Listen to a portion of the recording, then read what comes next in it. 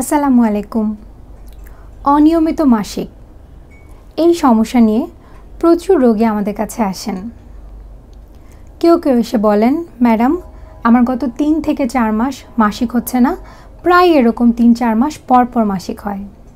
কেউ বা এসে বলেন, ম্যাডাম আমার 1 মাসে 2 বার মাসিক হচ্ছে।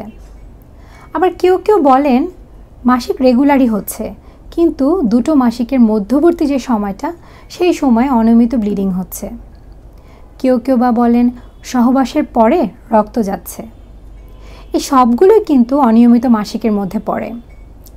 যদি আরেকটু সহজভাবে বলি তাহলে বলতে হবে, সাধারণত একজন নারীর মাসিকটা হয় প্রতি 28 দিন অন্তর অন্তর। আমরা বলে থাকি 22 থেকে 35 দিন, অর্থাৎ কারো যদি 22 দিন থেকে 35 দিনের মধ্যে এবং এই দূরত্বে মাসিক হয় তবে সেটা স্বাভাবিক। তাহলে 21 অথবা তার আগে অথবা 35 দিন অথবা তার পরপর যদি কারো মাসিক হয়, এই দুটোকেই কিন্তু আমরা অনিয়মিত মাসিক বলছি। অনিয়মিত মাসিক নিয়ে অনেকে অনেক দুশ্চিন্তায় ভোগেন।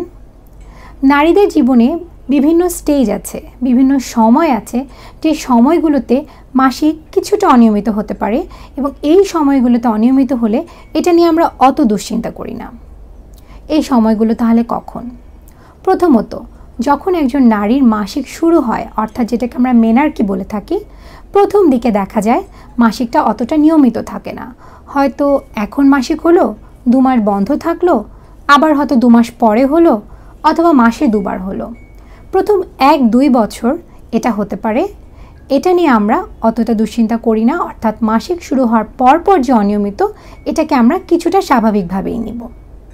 আবার ধরুন কারো বাচ্চা ডেলিভারি হয়েছে, ডেলিভারি হওয়ার পরবর্তী 6 মাস সাধারণত যদি বাচ্চা মায়ের বুকের দুধ খায় তবে সেক্ষেত্রে কিন্তু মাসিকটা বন্ধ থাকে। তবে এই সময়ও কিন্তু অনেকের অনিয়মিত মাসিক হতে পারে, সেটা নিয়েও আমরা অতটা দুশ্চিন্তা করি না। ঠিক একইভাবে মাসিক বন্ধ হওয়ার আগ দিয়ে, অর্থাৎ মেনোপজের আগ দিয়ে 2 বছর দেখা যায় অনেকেরই অনিয়মিত মাসিক হচ্ছে। এটাও একটা স্বাভাবিক ঘটনা। তবে যদি এই জিনিসগুলো সবসময় হয়, অর্থাৎ কারো যদি মাসিক হওয়ার শুরু থেকেই মাসিকটা অনিয়মিত থাকে, অথবা কারো বাচ্চা হওয়ার পরে মাসিক যেটা অনিয়মিত হয়েছিল সেভাবেই চলতে থাকে, তবে কিন্তু অবশ্যই আমাদের ডক্টরের শরণাপন্ন হতে হবে। মাসিকের সাথে আমাদের শরীরে ওজনের একটা অত্যন্ত গুরুত্বপূর্ণ সম্পর্ক আছে।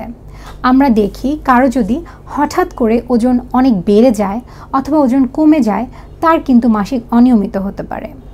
আবার ধরুন কেউ কোনো কিছু নিয়ে অনেক টেনশনে আছেন, ডিপ্রেশনে আছেন, অথবা সামনে পরীক্ষার একটা টেনশন আছে, তখনও কিন্তু মাসিকটা অনিয়মিত হয়। মহিলাদের হরমোনের সমস্যা, এটা আমরা সবাই জানি, থাইরয়েডের সমস্যাতে কিন্তু মাসিক অনিয়মিত হওয়া খুব স্বাভাবিক। কারো কারো ক্ষেত্রে দেখা যায় মাসিক হচ্ছে না, কারো কারো ক্ষেত্রে অতিরিক্ত ব্লিডিং হচ্ছে।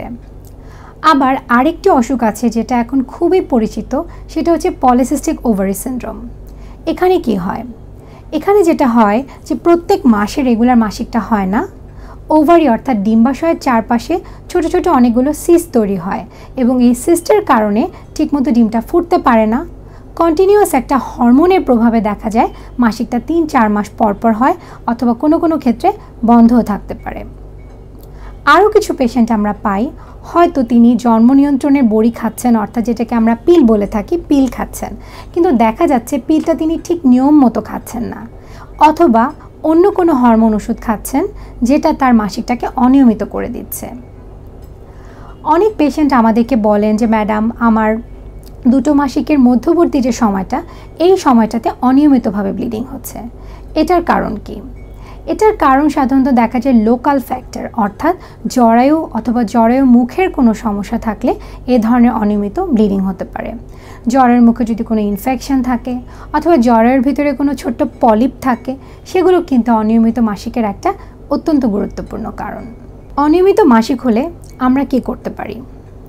অনিয়মিত মাসিকের এই নানা কারণ অবশ্যই অত্যন্ত চিন্তার একটা বিষয়, এবং যদি মাসিকটা অনিয়মিত থাকে স্বাভাবিকভাবে আমরা দুশ্চিন্তাগ্রস্ত হয়ে যাই। মাসিক একজন নারীর জন্য অত্যন্ত সিগনিফিক্যান্ট একটা জিনিস। যেমন ধরুন একজন নারী গর্ভবতী হয়, একজন নারীরই মাসিক হয়।